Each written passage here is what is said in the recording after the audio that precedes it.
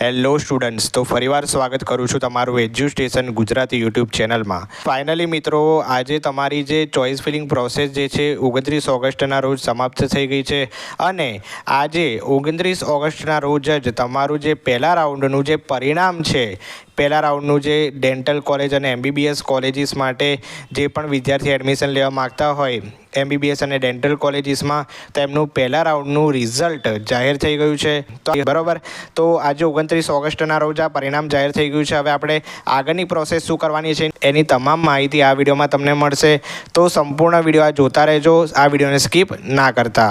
Okay, તો હવે અહીંયા લખ્યું છે પહેલા રાઉન્ડ માટે, તો અહીંયા લખ્યું છે ઓનલાઈન અથવા તો નિયત કરેલ HDFC બેંકની શાખા ખાતે ટ્યુશન ફીની ચૂકવણી જે 30 ઓગસ્ટ 2024ના 10 વાગ્યાથી લઈને 4 સપ્ટેમ્બર 2024ના 3 કલાક સુધી કરવાની રહેશે.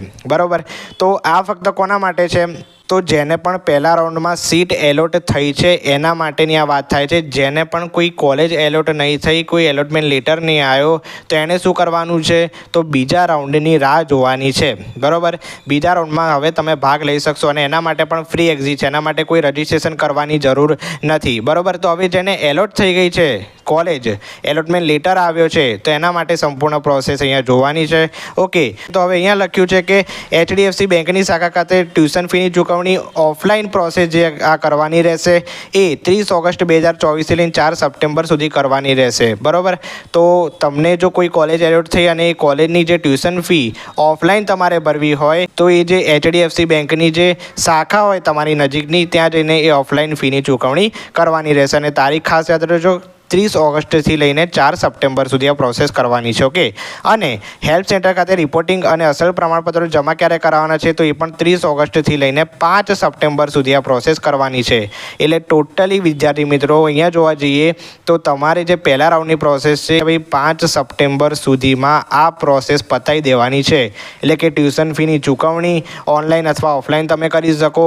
ઓકે, અને જે હેલ્પ સેન્ટર પર રિપોર્ટિંગ પ્રમાણપત્રો જમા કરવાની પ્રોસેસ છે 5 સપ્ટેમ્બર સુધી ટોટલી પતાવી દેવાની છે.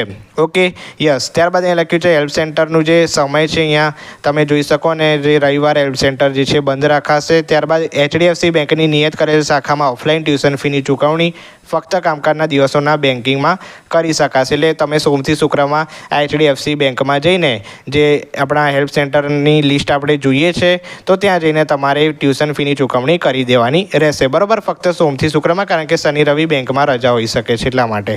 આટલી વસ્તુ ક્લિયર? યસ. તો 5 સપ્ટેમ્બર સુધીમાં જેને પણ કોલેજ એલોટ થઈ છે એને આ જે પ્રોસેસ છે પતાવી દેવાની છે. ઓકે, તો હવે તમને અહીંયા દેખાતું હશે કે જે તમારું પહેલા રાઉન્ડનું રિઝલ્ટ છે એ 29 ઓગસ્ટના રોજ 6:30 કલાકે ડિક્લેર કરવામાં આવ્યું છે. અહીંયા તમે રેન્ક વાઇઝ રિઝલ્ટ, ત્યારબાદ institute wise result, last rank result બધું તમામ જોઈ શકશો. ઓકે, તો તમારું જે રેન્ક વાઇઝ રિઝલ્ટ શું કહેવા માગે, તો તમારા જે કેટેગરી પ્રમાણે રેન્ક છે અને ઓલ ઇન્ડિયા રેન્ક પ્રમાણે અહીંયા રિઝલ્ટ આપવામાં આવ્યું છે. અને અહીંયા કોલેજ કઈ એલોટ થઈ છે એના પ્રમાણે અહીંયા રિઝલ્ટ આપવામાં આવ્યું છે. તમે ઇન્સ્ટિટ્યૂટ વાઇઝ રિઝલ્ટ જુઓ એ વધારે સારું, કારણ કે તમને ખ્યાલ આવે કે મને કઈ કોલેજ એકચ્યુઅલીમાં મળી છે. કારણ કે આ જે રેન્ક વાઇઝ રિઝલ્ટ છે એમાં તમને જે કહેવાય ને કે કોલેજનું શોર્ટ ફોર્મ આપ્યું, એમાં તમને ખબર નહીં પડી શકે. એટલે કે ઇન્સ્ટિટ્યૂટ વાઇઝ રિઝલ્ટમાં તમે જોશો તો તમને સારી રીતે ખબર પડી જશે. બરાબર, અને આપણે જેમ વાત કરી કે જેનું પણ નામ નહીં આવ્યું એના માટે હવે રાઉન્ડ 2 આવશે, એની પણ આપણે અપડેટ મૂકીશું, તો જલ્દીથી ચેનલને સબસ્ક્રાઈબ કરી દો.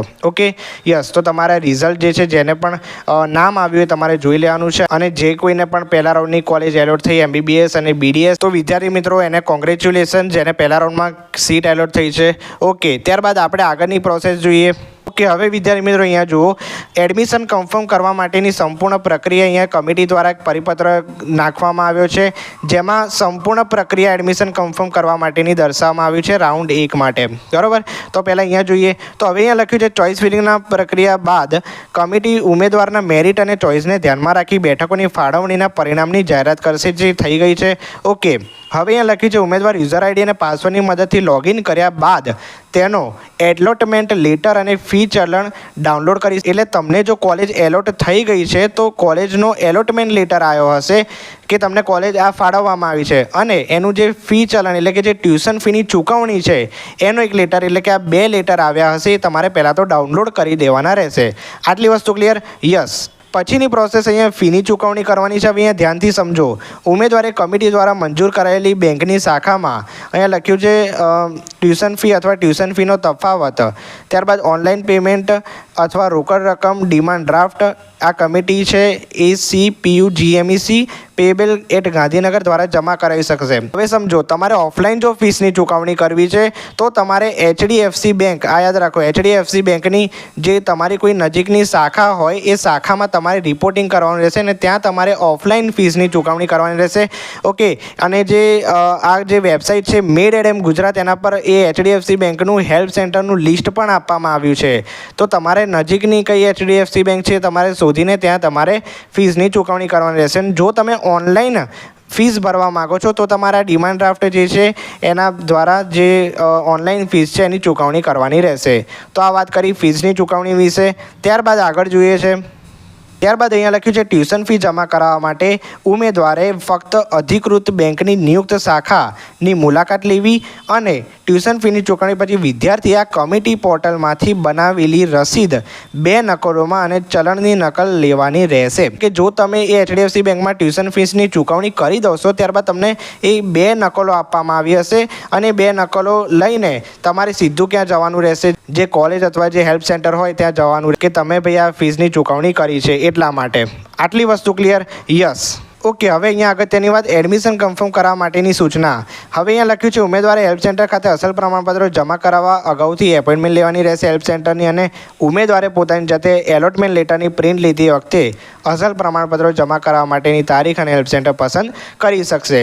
યસ. તો હવે જો તમારો કોલેજનો એલોટમેન્ટ લેટર આવી ગયો તો એ એલોટમેન્ટ લેટરની તમારે પ્રિન્ટ લઈ લેવાની છે અને પ્રિન્ટ લઈને ત્યાં જ અને ત્યાં હેલ્પ સેન્ટરનું લિસ્ટ હશે, એ હેલ્પ સેન્ટરની નજીક પડતું હોય તમારે એની એપોઇન્ટમેન્ટ લઈ લેવાની છે. જો તમને એલોટમેન્ટ લેટર આવ્યો હોય તો બરાબર. અને જો તમારે કોલેજમાં રિપોર્ટિંગ કરાવવું છે તો અને તમારે પછી શું કરવાનું છે, હેલ્પ સેન્ટર પર જઈને અસલ પ્રમાણપત્રો જમા કરાવવાના છે અને તમારું એડમિશન કન્ફર્મ કરાવી લેવાનું છે. આટલી વસ્તુ ક્લિયર? તો આના માટે હેલ્પ સેન્ટર છે.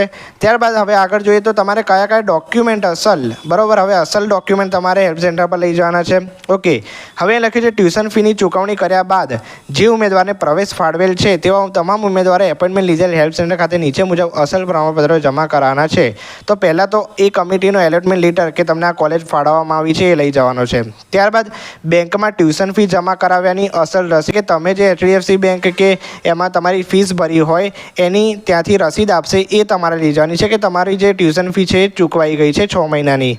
ત્યારબાદ એડમિશન મોડ્યુલ દ્વારા મળેલી ટ્યુશન ફી જમા કરાવ્યાની રસીદ, એટલે એ જે ટ્યુશન ફીની જે રસીદ હશે એ ટોટલ કેટલી હશે? 2. આ 1 અને આ 2, બરાબર, એ 2 તમને આપવામાં આવી હશે. ત્યારબાદ વર્તમાન શૈક્ષણિક વર્ષની નીટ યુજીની માર્કશીટની પ્રિન્ટ, આ બધું અસલ લઈ જવાનું છે, બરાબર. અહીંયા જે બધું લખ્યું છે અસલ ડોક્યુમેન્ટ. ઓકે.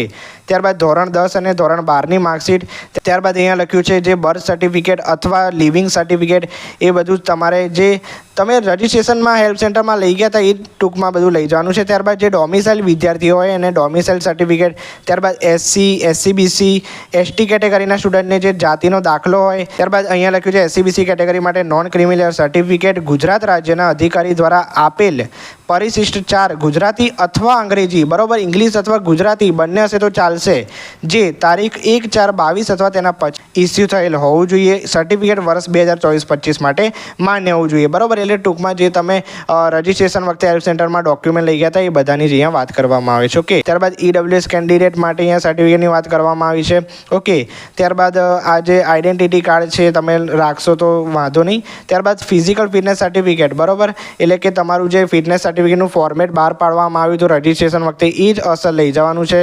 ત્યારબાદ NOC જે તમે ધારો કે પાર્ટિશિયલ ડ્રોપ લીધો હોય એમના માટે. ત્યારબાદ ડિફેન્સ ઉમેદવારો માટે ડિફેન્સ પ્રમાણપત્ર અને જરૂરિયાત મુજબના કોઈ અન્ય દસ્તાવેજો તમને અનુકૂળ હોય એ તમારે લઈ જવાના રહેશે. ઓકે મિત્રો, બીજી વાત કે તમને આ જે એન્વેલોપ આપે છે, હવે ઘણા બધા વાલીઓ અને વિદ્યાર્થીઓને કન્ફ્યુઝન હોય છે કે સર આ એન્વેલોપ શું હોય છે. ઓકે. હવે જો એન્વેલોપ જે છે ને એ 11x15નું એક કવર હોય છે, બરાબર. હવે સમજો તમારા જે આ હેલ્પ સેન્ટર પર અસલ ડોક્યુમેન્ટ જમા કરી દેશે, ત્યારબાદ તમારા જે અસલ ડોક્યુમેન્ટ જમા લઈ લેશે, ત્યારબાદ તમારે એ ડોક્યુમેન્ટ આ કવરમાં તમારે આપવાના રહેશે. એન્વેલોપ ટૂંકમાં સમજો એક કવર છે, બરાબર. આપણે કેવી કવરમાં બધું પેક કરી દઈએ એવું એક કવર છે, ઓકે. અને કવરમાં તમારે જે લિસ્ટ ઓફ ડોક્યુમેન્ટ હમણાં આપણે જોયા એ તમારે એમાં રાખવાના છે, ઓકે. એટલે કે તમારે કંઈક એડમિશનમાં ગડબડ થઈ અથવા તો તમારે કંઈક બહાર જવાનું થયું તમે માગો હેલ્પ સેન્ટર કે લાવો ભાઈ મારા અસલ પ્રમાણપત્રો મને પાછા જોઈએ છે, તો એ સીધું તમને આ એન્વેલોપ આપી દેશે, બરાબર. હવે મિત્રો તમને કન્ફ્યુઝન થશે કે આ બધું વિગતો કેમ ભરવાની છે એમાં, ઓકે.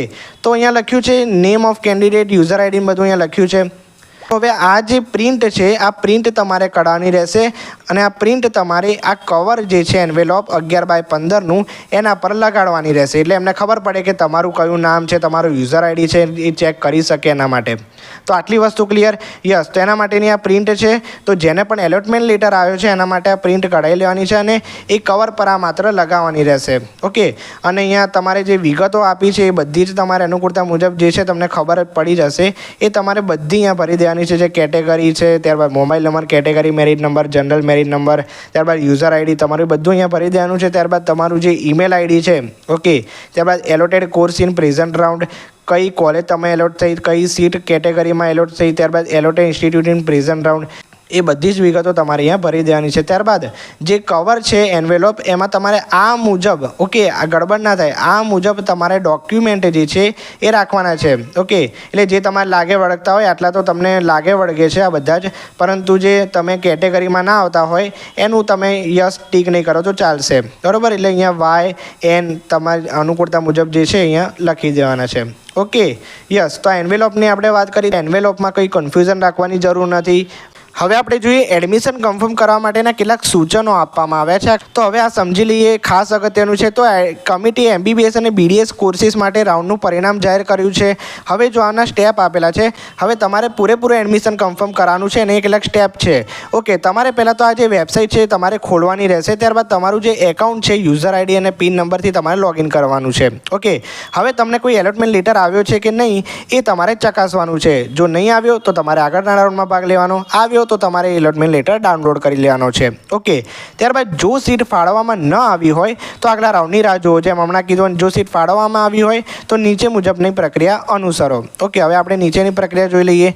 યસ. તો હવે અહીંયા લખ્યું છે તમારા લોગિનમાંથી એલોટમેન્ટ લેટરની પ્રિન્ટ આઉટ લેવી અને નજીકના હેલ્પ સેન્ટર પર એપોઇન્ટમેન્ટ લેવી, અને જે હેલ્પ સેન્ટર પર એપોઇન્ટમેન્ટ લેશો ત્યારબાદ ફી ચલણની પ્રિન્ટ કરો અને આ કમિટી પોર્ટલ દ્વારા ઓનલાઈન પેમેન્ટ અથવા તો સ્ટેપ 5ને અનુસરો. નજીકની HDFC બેંકની જે બ્રાન્ચ હોય એના પર જાઓ અને ફીસ પેમેન્ટ કરો, ઓકે. એટલે હમણાં આપણે આગળ વાત કરીએ એમ જ કે તમારે એલોટમેન્ટ લેટર ડાઉનલોડ કરવાનું છે. એલોટમેન્ટ લેટર ડાઉનલોડ કરીને તમારે હેલ્પ સેન્ટરની એપોઇન્ટમેન્ટ લેવાની છે. ત્યારબાદ ફીસ જે છે એની રસીદ જે છે ડાઉનલોડ કરવાની છે. ત્યારબાદ HDFC બેંક ખાતે તમારે ફીસ પેમેન્ટ કરવાની રહેશે. આ માત્ર ઓફલાઈન મોડ છે અને ઓનલાઈન મોડમાં જો તમારે ડાઉનલોડ કરવી હોય તો તમારે આ સ્ટેપને અનુસરવાનું છે. આટલી વસ્તુ ક્લિયર? યસ. એટલે તમારે પહેલાં જે ટ્યુશન ફી છે એ પેમેન્ટ કરી દેવાની છે અને ત્યારબાદ હેલ્પ સેન્ટર પર જવાનું છે. આટલી વસ્તુને ખાસ અગત્યનું યાદ રાખજો, ઓકે. ત્યારબાદ જો તમે બેંકના કાઉન્ટર પર ફીસ ચૂકવી હોય તો HDFC બેંક દ્વારા પૂરી પાડવામાં આવેલ ફીની રસીદ અને HDFC બેંક દ્વારા સ્ટેમ્પ કરાયેલ તમારી ફી ચલણ મેળવો, એટલે ત્યાંથી જે તમને રસીદને બધું આપે તમારે સાચવી રાખવાનું છે અને બધું હેલ્પ સેન્ટર પર લઈ જવાનું છે, ઓકે. ત્યારબાદ HDFC બેંક દ્વારા ફીસની રસીદને બધી આપણે હમણાં વાત કરી, ઓકે. ત્યારબાદ અહીંયા આપણે જોઈએ તો એન્વેલોપની વાત કરી છે. 11x15ના યોગ્ય સાઇઝના કવરમાં અસલ પ્રમાણપત્રો અને ફીસની રસીદ સબમિટ કરો અને જેમાં તમારી વિગતો લખેલી હોય તેવા નમૂનો વેબસાઇટ પર ઉપલબ્ધ છે. એટલે એ જે પ્રિન્ટ છે એ તમારે કાઢી લેવાની, કવર પર લગાવી દેવાની અને ફીસની રસીદને જે ડોક્યુમેન્ટ છે બધા એમાં નાખી દેવાના. આટલી વસ્તુ ક્લિયર? એ તમે હેલ્પ સેન્ટર પર જઈને કાર્ય કરશો તો પણ વાંધો નહીં, ત્યાં તમને બધું સમજાઈ દેશે. એટલે ઘરેથી તમે અમુક વસ્તુ નહીં કરીને જાઓ, બરાબર, એટલે તો પણ હેલ્પ સેન્ટર પર તમને બધું મળી રહેશે, ઓકે. ત્યારબાદ હેલ્પ સેન્ટરમાં નોડલ ઓફિસર દ્વારા સહી કરેલ અને સ્ટેમ્પ કરેલ તમારો એડમિશન ઓર્ડર મેળવો અને ત્યારબાદ જે આનુષંગિક આ રાઉન્ડ માટે સુરક્ષિત કરો. યસ. તો હવે તમારું જે એડમિશન કન્ફર્મ કરવાની પ્રોસેસ છે અહીંયા પતી જશે. એટલે તમને જ્યારે કોલેજ રિપોર્ટિંગ થશે એની તારીખને બધું આપી દેશે અને જો તમારે આગળના રાઉન્ડમાં ભાગ લેવો હોય તો અપગ્રેડ થઈ એવું કહેવાશે, ઓકે યસ, તો આ એડમિશન પ્રોસેસ ટોટલી કન્ફર્મ કરવાની વાત કરી. યસ, તો આઈ હોપ કે તમને આ વિડીયોમાં ખબર પડી હશે. જો વિડીયો પસંદ આવે તો વિડીયોને લાઇક જરૂરથી કરી દેજો અને ચેનલને સબસ્ક્રાઈબ કરવાનું ના ભૂલતા. તમામ લેટેસ્ટ અપડેટ, તમામ માહિતી આપણી ચેનલ પર પૂરી પાડવામાં આવશે જ્યાં સુધી તમને એડમિશન ના મળે ત્યાં સુધી. ઓકે, અને જે તમારું જે HDFC બેંકનું જે હેલ્પ સેન્ટર છે અહીંયાથી તમે જોઈ શકો છો. યસ, તો વિડીયો અહીંયા સમાપ્ત કરીએ છીએ. મળીએ છીએ આવા એક નવા અપડેટ સાથે. ત્યાં સુધી ગુડ બાય. Thank you.